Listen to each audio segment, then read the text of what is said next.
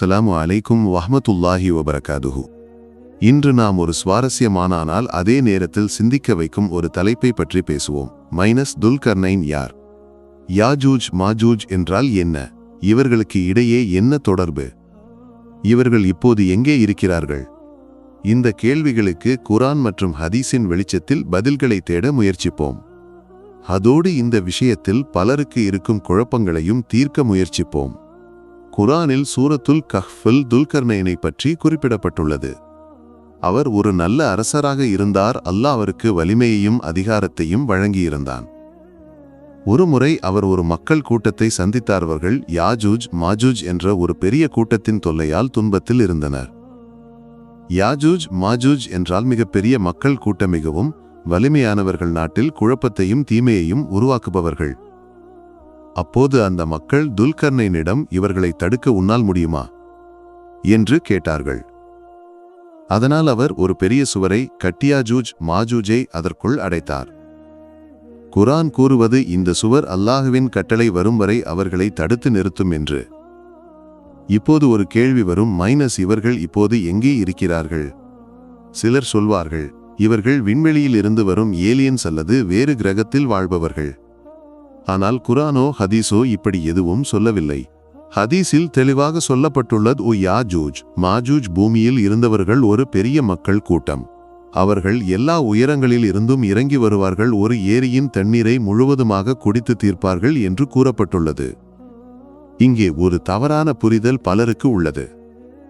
சிலர் சொல்வார்கள், யாஜூஜ் மாஜூஜ் வந்தால் கடலின் தண்ணீரை முழுவதும் குடித்து தீர்ப்பார்கள். ஆனால் ஹதீஸில் சொல்லப்பட்டது தபரியா ஏரி என்ற இனிப்பு நீர் ஏரியை பற்றிய கடலை பற்றி அல்ல. கடலின் உப்பு நீரை யாராலும் குடிக்க முடியாது. அது குடித்தால் இதய நோயோ சிறுநீரக பிரச்சனையோ வரும். ஆனால் தபரியா ஏரி இனிப்பு நீரை கொண்ட ஒரு ஏரி. இது இப்போது இஸ்ரேலில் உள்ளது. ஹதீஸில் சொல்லப்பட்டுள்ளது, யாஜூஜ் மாஜூஜ் வரும்போது முதல் கூட்டம் இந்த ஏரியின் தண்ணீரை முழுவதும் குடிக்கும். பின்னால் வருபவர்கள் வந்து, இங்கு ஒரு காலத்தில் தண்ணீர் இருந்ததா என்று சொல்வார்கள். இப்போது ஒரு விஷயத்தை கவனியுங்கள். இந்த தபரியா ஏரி இஸ்ரேலில் இப்போது வறண்டு கொண்டிருக்கிறது. அறிக்கைகள் கூறுவது, கடந்த நூற்றாண்டில் இந்த ஏரியின் தண்ணீர் இவ்வளவு குறைந்ததில்லை என்று. விவசாயிகளுக்கு கூட தண்ணீர் கிடைக்காத நிலை உள்ளது. இது ஒரு தற்செயலா என்று சிந்தியுங்கள். வரலாற்றை பார்த்தால் யாஜூஜ் மாஜூஜை கசர் என்ற ஒரு மக்கள் கூட்டத்துடன் தொடர்புபடுத்தலாம். இந்த கசர் மக்கள் ஒரு காலத்தில் காக்கசஸ் மலைத்தொடர்களுக்கு இடையில் வாழ்ந்தவர்கள். பின்னர் அவர்கள் யூத மதத்தை ஏற்று ஐரோப்பாவுக்கு சென்றார்கள். பின்னர் இரண்டாம் உலகப் போருக்கு பிறகு இஸ்ரேலுக்கு வந்து குடியேறினார்கள். இவர்கள் இப்போது அஷ்கனாசி யூதர்கள் என்று அழைக்கப்படுகிறார்கள். இவர்கள் துருக்கி வம்சத்தவர்கள். உண்மையான பனி இஸ்ரவேலின் ஹஸ்ரத் யாகூப் நபியின் வம்சத்தவர்கள் நேரடி வாரிசுகள் அல்ல. உண்மையான பனி இஸ்ரவேல் இன்னும் உலகின் பல பகுதிகளில் சிதறி கிடக்கிறார்கள்.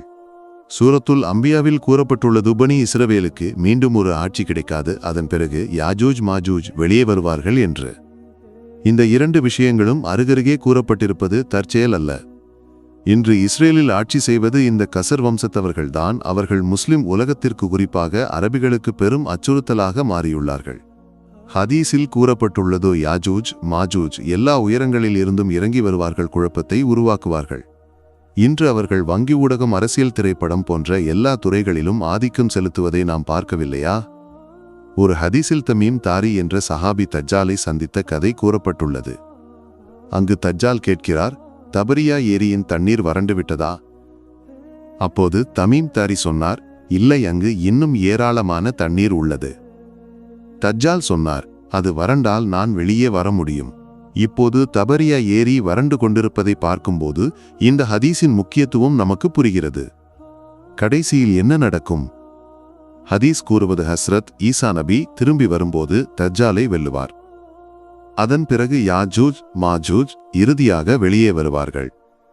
அவர்கள் எல்லா இடங்களிலும் குழப்பத்தை உருவாக்குவார்கள். ஆனால் ஈசா நபியும் நம்பிக்கையாளர்களும் ஒரு மலையில் ஏறி பிரார்த்தனை செய்வார்கள். அப்போது அல்லாஹ் ஒரு வைரஸையோ அல்லது உயிரினத்தையோ அவர்களின் உடலில் உருவாக்குவானது அவர்களை அழிக்கும். இந்த வைரஸ் என்னவென்று நமக்கு சரியாக தெரியவில்லை, ஆனால் அது அவர்களின் முடிவாக இருக்கும். யாஜூஜ் மாஜூஜை ஏலியன்ஸாக ஓவின் வெளியில் இருந்து வருபவர்களாகவோ பார்க்க வேண்டிய அவசியமில்லை. அவர்கள் பூமியில் இருந்தவர்கள் என்று இஸ்ரேலில் மையமாக கொண்டு உலகில் குழப்பத்தை உருவாக்குபவர்கள். தபரியா ஏரி வறண்டு வருவதும் அவர்கள் அரபிகளுக்கு எதிராக தாக்குதல் நடத்துவதும் ஹதீஸில் உள்ள முன்னறிவிப்புகள் நடப்பதற்கு ஆதாரமாக உள்ளது. இவற்றை புரிந்து கொள்ள குரானும் ஹதீஸும் போதுமானவையாருடைய அறிவியல் புனைகதைகளும் தேவையில்லை. அல்லாஹ் நமக்கு இந்த விஷயங்களை புரிந்து கொள்ளவும் நன்மை செய்யவும் பலம் தரட்டும். ஆமீன். அஸ்ஸலாமு அலைக்கும் வஹ்மத்துல்லாஹி வபரகாதுஹு.